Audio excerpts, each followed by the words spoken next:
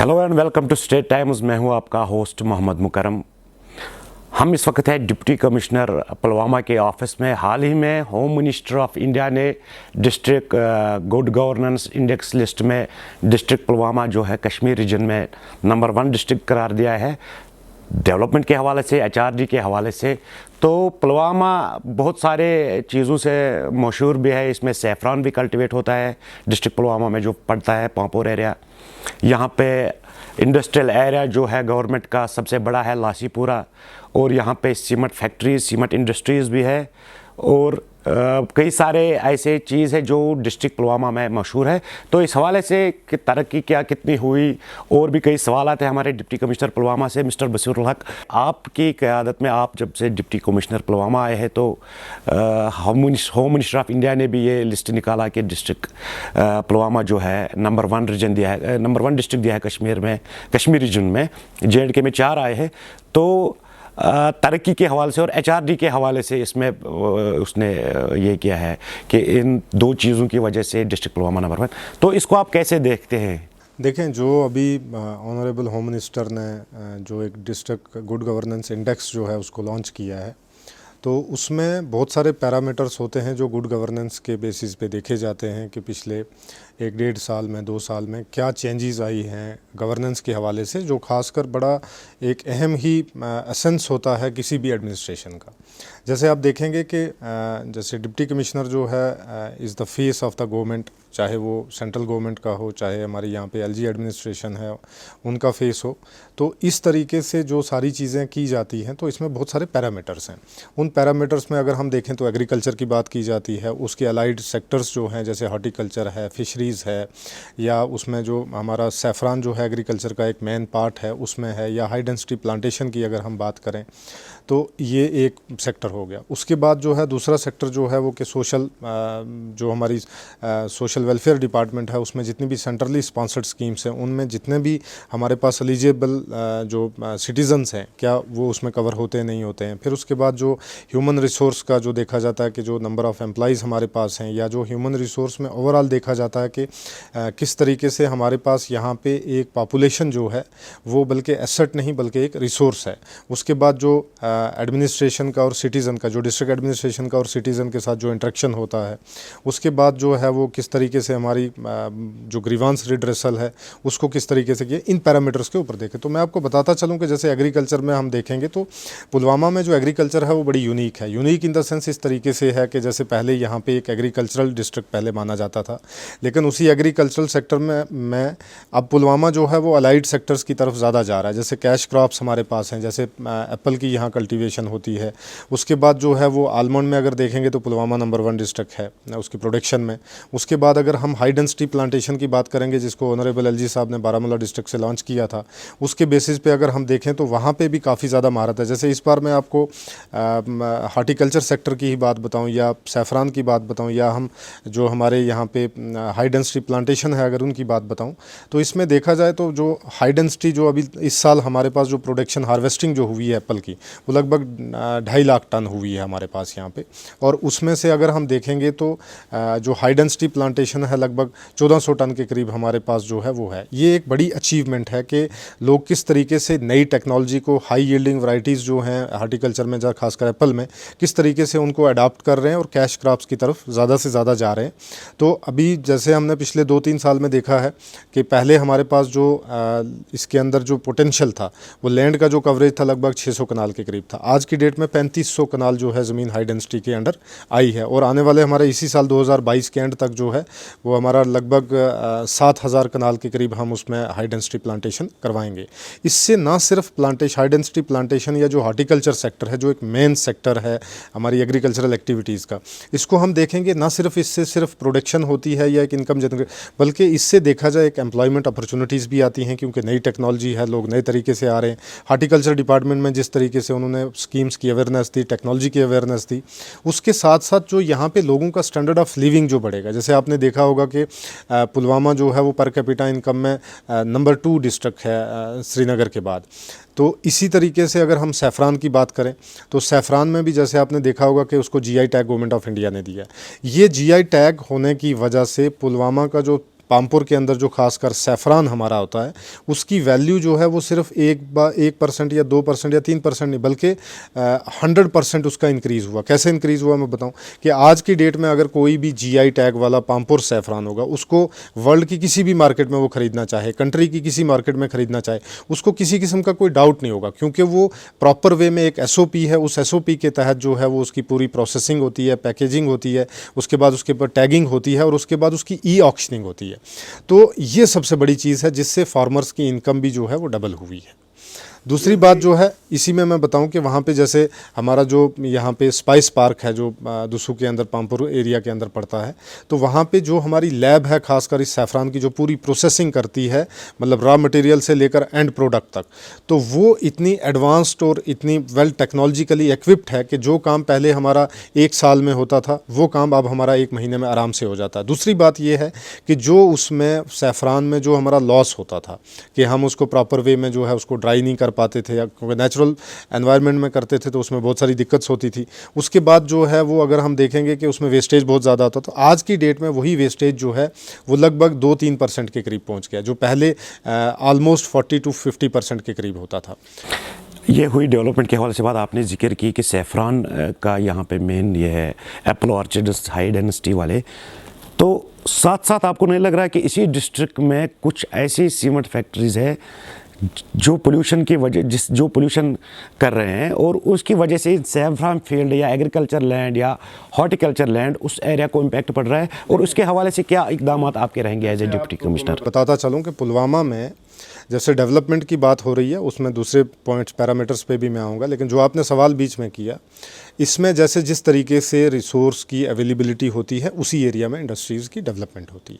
तो ये इंडस्ट्रीज़ की डेवलपमेंट जो है वो 1 दिन पहले या 1 साल पहले या 2 साल पहले तो नहीं हुई है। इंडस्ट्रीज़ की डेवलपमेंट हमेशा जो है बहुत सारे पैरामीटर्स होते हैं, फिर इंडस्ट्री डेवलप होती है। अगर जैसे आप बात कर रहे हैं कि वहाँ पे पोल्यूशन होता है, ये सारी चीज़ें, तो उसके लिए हमारे पास एक प्रॉपर मैकेनिज़्म है जिसमें उन सब का जो है वो हर साल एक पैरामीटर जो है वो उनके आइडेंटिफाई किए जाते हैं। अगर वो किसी पैरामीटर में डाउनफॉल कर रहे हैं तो उनको जो है वो जो आगाह किया जाता है या उनके खिलाफ जो कानूनी कार्रवाई होती है वो की जाती है। तो उसी के लिए हमारे पास एक वेल मैकेनिज़्म है यहाँ पे, पोल्यूशन कंट्रोल बोर्ड है जो स्टेट का, जो हमारी यूटी का।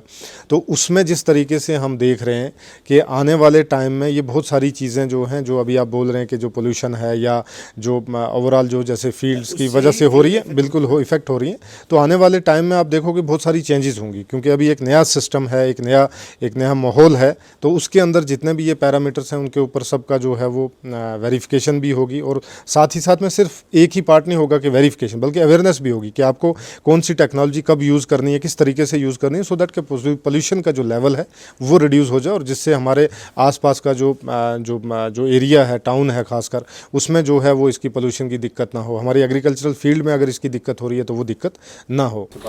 हम एक एक पे आएंगे बीच बीच में। तो मेरा ये जो एग्रीकल्चर मेन रिसोर्स है यहाँ पे पुलवामा डिस्ट्रिक्ट में, क्या आपको नहीं लग रहा है कि पिछले कई सालों से वो एग्रीकल्चर लैंड श्रिंक हो रहा है, कंस्ट्रक्शन हो रही है, एंड इट हैपन्स जो वहाँ के ऑफिसर्स होते हैं उनके सामने कंस्ट्रक्शंस होते हैं उन लैंड पे जो कि नहीं होना चाहिए। एट द वन साइड की गवर्नमेंट इज़ क्लेमिंग कि एग्रीकल्चर हमारा सॉरी मेन रिसोर्स है, और उन्हीं एग्रीकल्चर लैंड पे फिर ये कंस्ट्रक्शन होती है जो डे बाय डे श्रिंक हो रही है। देखिए मैं आपको एक बात बताना चाहता हूँ, जो एग्रीकल्चरल लैंड है उसमें जो आप बता रहे हैं कि जो कंस्ट्रक्शन है ये one of the lowest parameter है कि कंस्ट्रक्शन है। जाहिर बात है कि कोई भी अगर सोसाइटी है, कोई भी जहाँ पे पब्लिक रहती है, वहाँ पे इन चीज़ों की ज़रूरत पड़ेगी। जैसे पॉपुलेशन बढ़ती है, जैसे पहले एक फैमिली थी, फैमिली में पहले एक मेंबर था, उसने एक घर बनाया, अब उसी फैमिली के 3 मेंबर हो गए, तो जाहिर बात है वो घर बनाएंगे अपने। नहीं सुने, I am coming to this point to that point only. तो उसके बाद जो है ये सारे काम जब किए जाते हैं तो इसमें जो एग्रीकल्चर जो हमारे पास एक मेन एक्टिविटी है, अब आप इसको हम देखते हैं कि किस तरीके से इसमें चेंज आया। चेंज ये आया है कि नंबर 1 के लोगों ने जो है वो कैश क्रॉप्स की तरफ अपना रुझान किया। जैसे हार्टिकल्चर यहाँ पे एक मेन प्रोफेशन है, उसके बाद उसी हार्टिकल्चर में ही जो हमारे पास एक ट्रेडिशनल जो एप्पल की कल्टीवेशन होती थी या एप्पल की जो प्लांटेशन होती थी या जब उसकी हार्वेस्टिंग होती थी, अब उसी में वो हाई डेंसिटी प्लांटेशन की तरफ जा रहे हैं, ताकि हाई यील्डिंग वैरायटी प्लांट लगा के प्रोडक्शन को इंक्रीज़ किया जाए। इसकी वजह से जो है वो एग्रीकल्चर में चेंज आ रहा है। जो हमारा कंस्ट्रक्शन का काम है वो कुछ परसेंटेज ही है। इसके लिए बहुत सारी, जैसे आपने देखा होगा कि मास्टर प्लान जो है हमारे बने हुए हैं, जैसे जितनी एमसीज़ हैं उनमें हमारे मास्टर प्लान्स बने हुए हैं, उसके मुताबिक जो है, हाँ कुछ पोर्शन में जैसे आप देखेंगे कि कुछ जगहों पे जो है वो कुछ थोड़ी बहुत कंस्ट्रक्शन जो हुई है, लेकिन वक्तन फ़क्तन जैसे भी अगर कहीं पे भी इलीगल या इस तरीके से होता है जो एज़ पर रूल या एज़ पर नॉर्म्स नहीं हो रही है, तो उसके खिलाफ जो है वो एनक्रोचमेंट ड्राइव या उसको डिमोलिशन ड्राइव जो है वो होती रहती हैं। तो डिस्ट्रिक्ट के हवाले से आपने अब बात की, तो ग्रीवेंस कई सारे इलाकों में हम गए, जैसे बड़दलों जहाँ एसटी एससी वाले रहते हैं, दूर दराज आ रहे हैं, अभी भी 21st सेंचुरी में अभी भी उनको वाटर जो बेसिक एसेंशियल सर्विस है ना, नेसेसिटीज़ है, पानी का कोई इंतज़ाम नहीं होता है। विंटर अप्रोच जब होता है या विंटर इतना हार्श यहाँ पे रहता है, बिजली की दिक्कत आती है, और पीएचसीज़ यानी कि डिस्पेंसरीज़ अभी भी उन इलाकों में नहीं है जहाँ हम गए हैं, लाइक बड़दलो है, बजनारी है। तो इस हवाले से आपको कैसे देखते हैं कि मतलब इन चीज़ों को आप कैसे हैंडल करते हो? सबसे पहली बात यह है कि हमारे जितने भी जो खासकर रिमोट एरियाज़ हैं, जो डिफ़िकल्ट एरियाज़ हैं, जिनका हिली टेरेन्स है, उसमें अगर हम उनकी बात करें तो बेसिक फैसिलिटीज़ में, जैसे आपने पानी की बात छेड़ी, तो पानी की जो पहले स्कीमें बनी हुई थी, अब उन्हीं स्कीमों को अपग्रेडेशन या नई स्कीम जिससे पूरा इलाका कवर हो, तो उसके लिए भी जो हमारा जल जीवन मिशन है उसके तहत जो है हर इलाके की जो स्कीम्स हैं वो हमने प्रिपेयर करके अब उनके ऊपर आने वाले टाइम में काम शुरू होगा। ऑनरेबल प्राइम मिनिस्टर का भी एक विज़न है, ऑनरेबल एलजी साहब का भी एक विज़न है कि किस तरीके से हम हर घर के अंदर जो है वो ये जल जो है वो नल से देंगे। तो इसी के तहत हमारी जो है लगभग अभी आज की डेट में 173 स्कीम्स हैं जो जल जीवन मिशन के तहत हैं। तो ये सारी स्कीमें आने वाले 5-6 महीनों में आप देखेंगे जब ये इम्प्लीमेंट हो जाएंगी तो इनकी बेसिक जो नेसेसिटी है कि घर के अंदर ही पानी मिले वो ख़त्म हो जाएगी। जो है उसको कई एरिया को हमने दौरा किया, रिमोट एरियाज़ है, तो रोड कनेक्टिविटी भी है, but they lack the water, जो उनको पहुंच नहीं रहा है, उनको दिक्कत हो रही है। इन विंटर में बच्चे हैं, घर में बीमार होते हैं। देखिए खुशहाली नहीं, देखिए मैं आपको बताता हूँ। जैसे पहले क्या था कि हमारी बहुत सारी स्कीम थी, कुछ टाउन्स को छोड़ के या बाकी घरों को छोड़ के, तो वहाँ पे टैप वाटर हर घर में नहीं था, ठीक, क्योंकि आज से 30 साल पहले स्कीम बनी है या 15 साल पहले बनी है।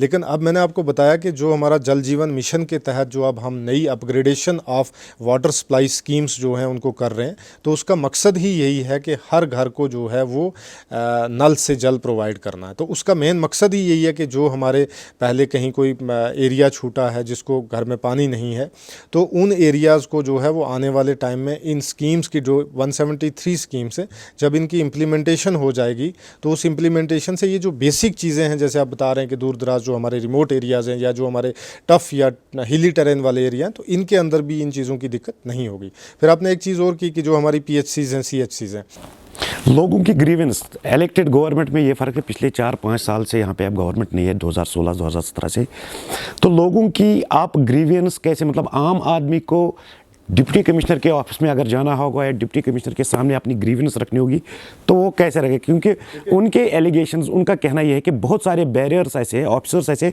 जो हमें डीसी साहब से मिलने नहीं देते हैं, कि वहाँ तक हमें बहुत सारे बैरियर्स क्रॉस करने पड़ते हैं। ऐसी बात नहीं है, क्योंकि मैं आपको बताऊं कि मुझे लगभग 10 महीने हो गए हैं पुलवामा डिस्ट्रिक्ट के अंदर एज अ डिप्टी कमिश्नर।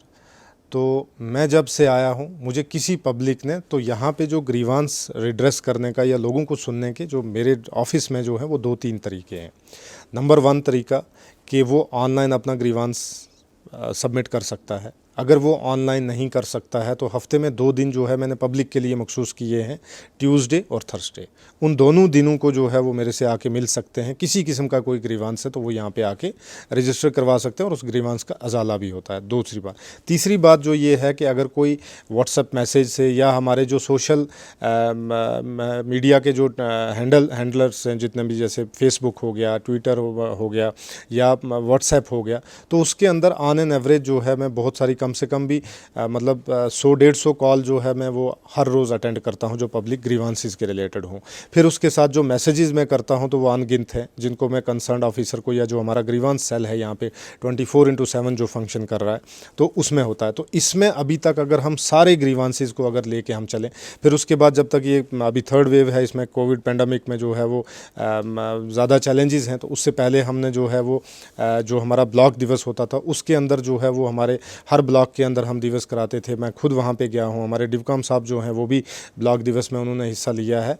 तो इन सारी चीज़ों को मद्देनज़र रखते हुए ये सारे जितने भी ग्रीवेंसेस जिस भी प्लेटफॉर्म से आए हमारे पास, online offline, through media, through telephone, through social media, तो ये सारी चीज़ें जो हैं अभी तक पुलवामा डिस्ट्रिक्ट के अंदर ग्रीवांस में 99% ग्रीवांस डिस्पोजल जो है वो टाइमली हुआ है और पुलवामा इसमें नंबर 1 है ग्रीवांस डिस्पोजल में। कि हॉर्टिकल्चर के हवाले से पिछले 4-3 सालों से यहाँ पे नेचुरल कैलेमिटीज़, डिज़ास्टर की वजह से हॉर्टिकल्चर सेक्टर को बहुत नुकसान हुआ है। उन लोगों का कहना है कि हमें मुआवजा नहीं मिला है टाइमली, क्योंकि अर्ली स्नोफॉल, पिछले साल अर्ली स्नोफॉल हुई थी जिसकी वजह से हॉर्टिकल्चर सेक्टर में हमें बहुत इम्पैक्ट हुआ। एप्पल ऑर्चिड्स जो है या आलमंड ऑर्चिड्स या जो भी है उनको नुकसान बहुत है। तो उनको अभी तक उनका कहना है कि हमें अभी तक वो मुआवजा या वो गवर्नमेंट की तरफ से या इंतज़ामिया की तरफ से मिलना चाहे वो सेटिस्फाई नहीं है। कहीं पे भी अगर डिज़ास्टर होता है, जैसे इस बार भी यूटी में हमारा जो untimely snowfall during the harvesting of the apples हुआ है, उसमें अगर हम देखेंगे तो गवर्नमेंट ने उसको डिक्लेयर किया है डिज़ास्टर नंबर 1।